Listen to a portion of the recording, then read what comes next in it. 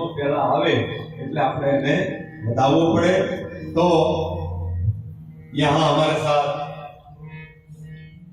राधिका जी है, इसका थोड़ा लाभ ले ले, फिर कृष्ण जन्म तक